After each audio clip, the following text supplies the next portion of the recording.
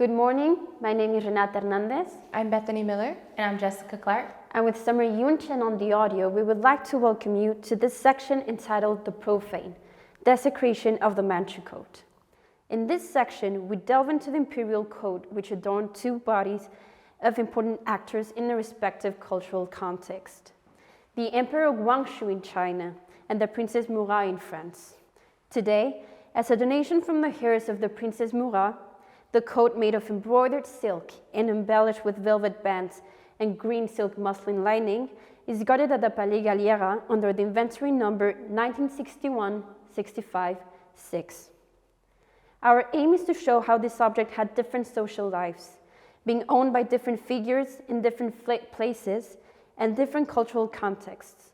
In this performance, we reenact the stories and highlight how all these embodied lives are still evoked in the code, which perform how power dynamics between the constructed ideas of the West and the East are actions of profanation of the symbolic value of the garment.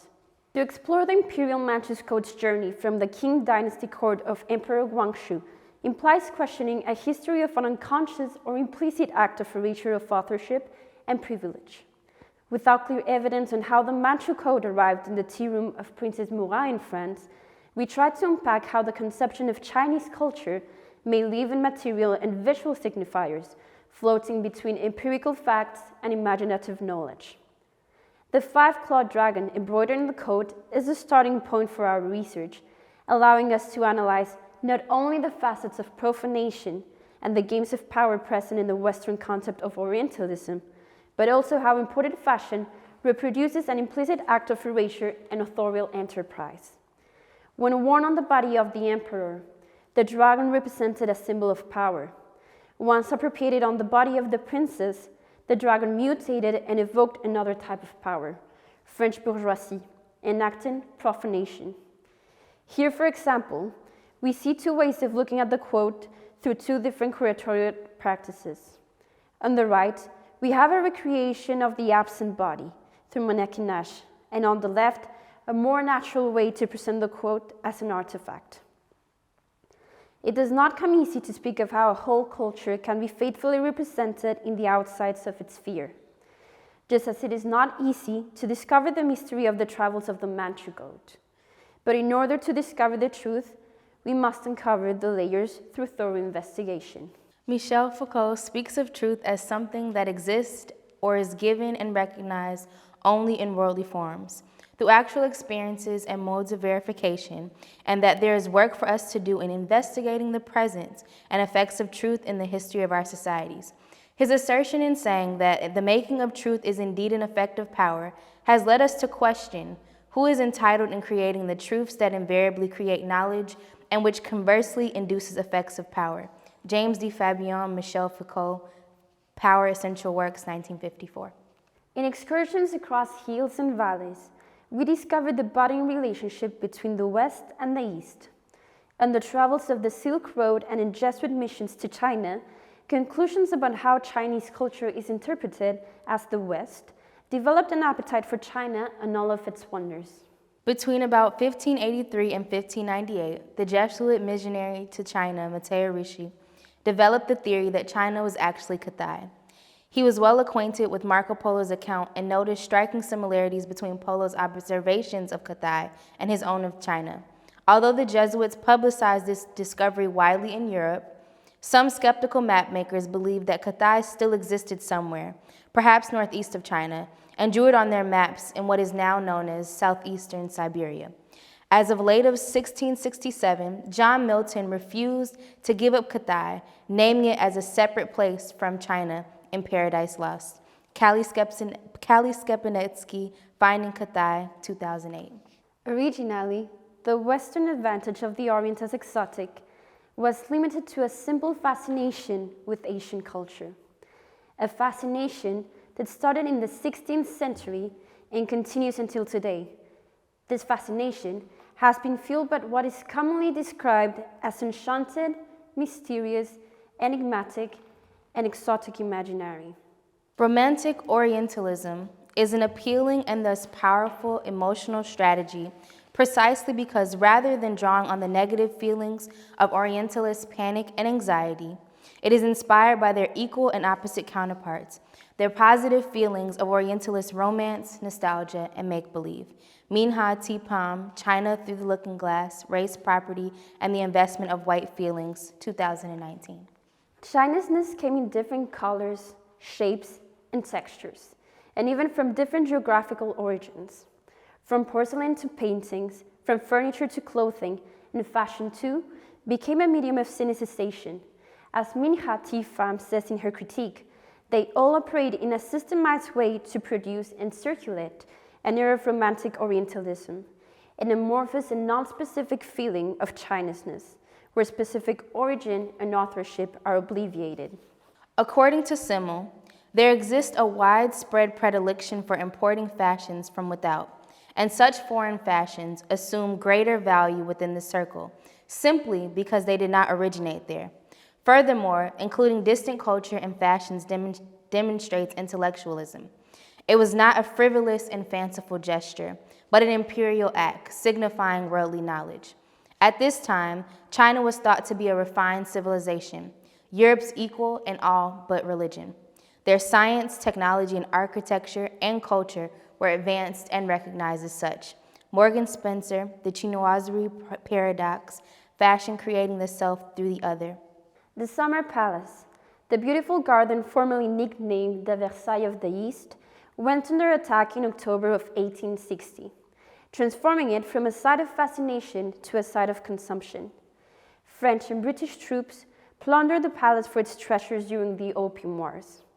Reigning Empress Eugenie was at the unboxing of the treasures and personally selected items to display at the Fontainebleau. These Chinese traditional and sacred antiquities shine in all of their imperial glory.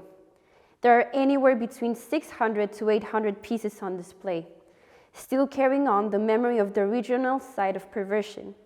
The atmosphere of the museum gave off the aura of China imagined and synesthesized through French perception. The idea of synesthesization as complex historical contingent process entailing not just multiple actors and practices, but equally important, multiple sites from which they are over time have created, reinvented, and transformed received meanings associated with China, Chinese-ness, and Chinese.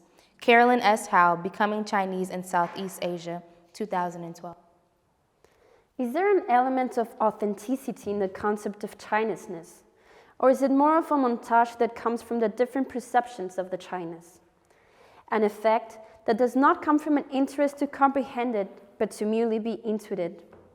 A game of perceptions, interpretations, and deceivement, which has led to the misconceptions behind the constructions of chinoiserie and Chinese-ness, commonly and ambiguously referred to as an umbrella term which encompasses all things Asian without distinction.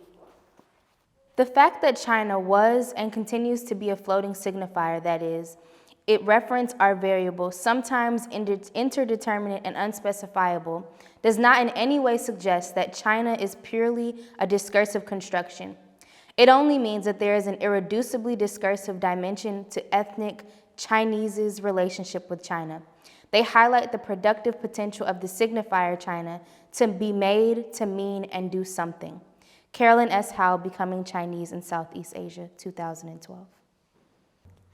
Le Grand Entrée de la Soirée showcases Princess Murat's display of the admiration and exoticization of China through the Chinese ball that she hosted at the opera. Thus, the Profane was to be domesticated in an entirely new and entirely public space in which all citizens might freely view it with the casual ease that is quite surprising. To synesthesize comes from the idea of making Chinese in reform. But what exactly is the extent of this term? What's the difference between the real China and the China represented in the French way of living? Is it truthful, or is it merely a paradisiacal and fantastic vision?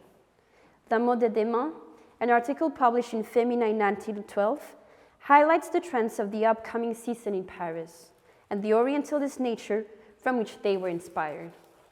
There are active erasure of authorship that maintain and reproduce the prevailing, if implicit, assumption that the fashion is a normative white authorial enterprise. Minha Tipam, China Through the Looking Glass, Race, Property, and the Investment in White Feelings, 2019. China has fueled the fashionable imagination for centuries. Seen as raw material for inspiration, it has served as a reference to designers, authors, artists, and also museums. The 2015 Met exhibition, China Through the Looking Glass, shows high fashion's juxtaposition to reveal enchanting reflections of Chinese imaginary. The exhibition features more than 140 examples of haute couture, avant-garde, and ready-to-wear alongside Chinese art. But as our curator Andrew Bolton said, the show was about a fantasy. It really wasn't about the real China. It was the China that exists as a collective fantasy. As the history and current reality of Western fashion bear out, fashion authorship is not based or even necessarily linked to what Rosalind Krauss identifies in a different context as a myth of originality. An original work of copying is often described as an homage, a reinterpretation, or an inspiration, or even an adaptation. That is to say, cultural inspiration practices are better understood, not so much as drawing on authorless creative works, but also as affecting the deauthorization or deproprietarization of these works. Minha Tipam, China Through the Looking Glass, Race, Property, and the Investment in White Feelings, 2012. So what is the limit of profanity? Don't we all profane at some point? Who is free to act without profaning?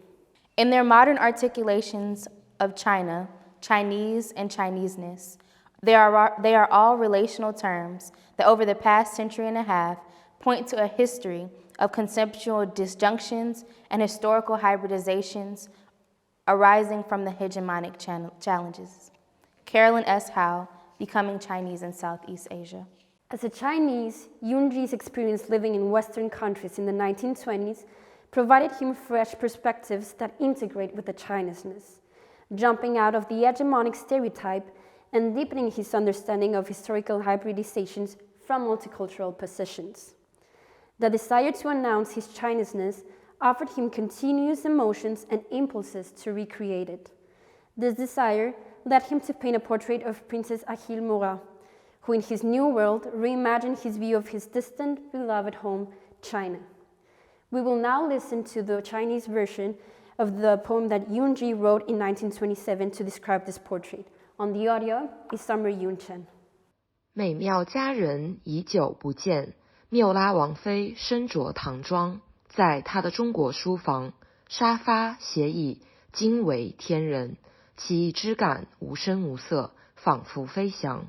我愉快想起唐诗宋词阅读的诗章，她是西洋宫殿中的艺术女神，但她身着传统色彩的中国服装。自于西游欧洲，既已难保华席，她是唯一的可人儿，让我想起中华。我正乘风回到大唐盛世，走进汴梁繁华。 Thank you.